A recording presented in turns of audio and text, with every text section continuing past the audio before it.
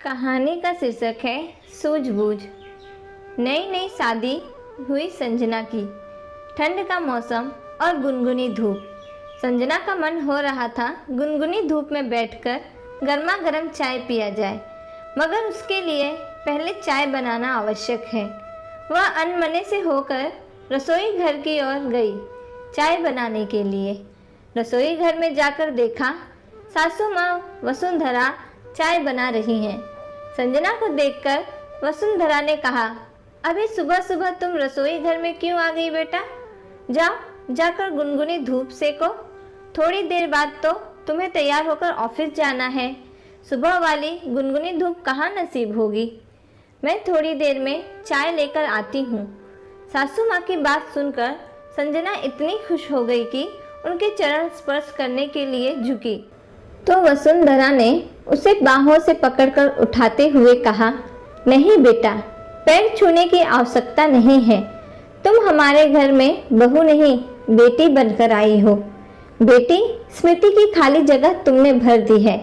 जब से स्मृति की शादी हुई घर बहुत सूना सूना लगता था। अब ऐसा लगता है जैसे घर में हमारी दूसरी स्मृति आ गई। माँ, आप कितनी अच्छी हैं। आपने मुझे बहू नहीं, बेटी का सम्मान दिया है। बहू को बेटी समझेंगे तभी तो घर में शांति रहेगी।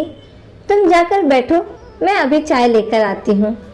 बाहर बैठे बैठे संजना अपनी सासू माँ के अच्छे स्वभाव के बारे में सोच ही रही थी कि इतने में रसोई घर से जोर की आवाज़ आई।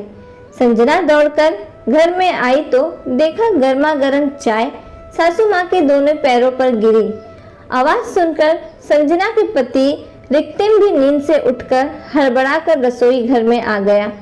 संजना सासू माँ को पकड़कर ले गई और सोफे पर बिठा दिया। रिक्तिम दौड़कर बर्नौल लेकर आया। संजना सासू माँ के पैरों के पास बैठकर धीरे धीरे जले घाव पर बर्नौल लगा दिया।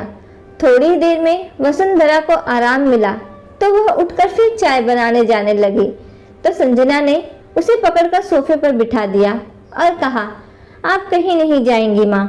जब तक आपका घाव ठीक नहीं हो जाएगा तब तक आप घर का कोई काम नहीं करेंगी। खास करके रसोई घर में बिल्कुल नहीं जाएंगी। फिर गृहस्थी कैसे चलेगी बेटा?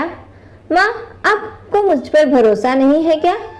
अभी अभी तो तुम्हारी शादी हुई है। हमारे घर का तौर तरीका कुछ भी पता नहीं है तुम्हें। आज से ऑफिस भी जाना है बेटा। अगर मैं कुछ नहीं करूँगी तो सारा काम तुमसे कैसे संभलेगा? तौर तरीका पता करने के लिए कितना समय लगता है? मुझे थोड़ा सा समय दीजिए, फिर आप देखिए कैसे संभालती हैं घर गृहस्थी। अगर ज़रूरत पड़ी तो मैं और 2 दिन की छुट्टी ले लूँगी। सोचा था आज से नौकरी ज्वाइन करूँगी, मगर और 2 दिन के बाद सही। उससे मेरी नौकरी तो नहीं चली जाएगी। ईश्वर तुम्हारी जैसी बहू हर सास को दे। तुम तो हमारे घर की लक्ष्मी के साथ साथ सरस्वती भी हो। हर बहू को आप जैसी सासू माँ मिले तो सबकी किस्मत चमक जाएगी। घर में सुख शांति भर जाएगी। सब कुछ आपसी सूझबूझ से होता है बेटा। ताली कभी एक हाथ से नहीं बजती। मुस्कुराकर संजना ने कहा, आपने बिल्कुल सही कहा माँ। हमारे घर में हमेशा ताली दोनों हाथों से ही बजेगी। पास खड़ा हुआ घर का बेटा रिक्तिम के चेहरे पर खुशी का उजाला फैल गया। आज की कहानी यहीं समाप्त होती है। अगर कहानी अच्छी लगे तो कहानी को लाइक और चैनल को सब्सक्राइब करना ना भूलना। धन्यवाद।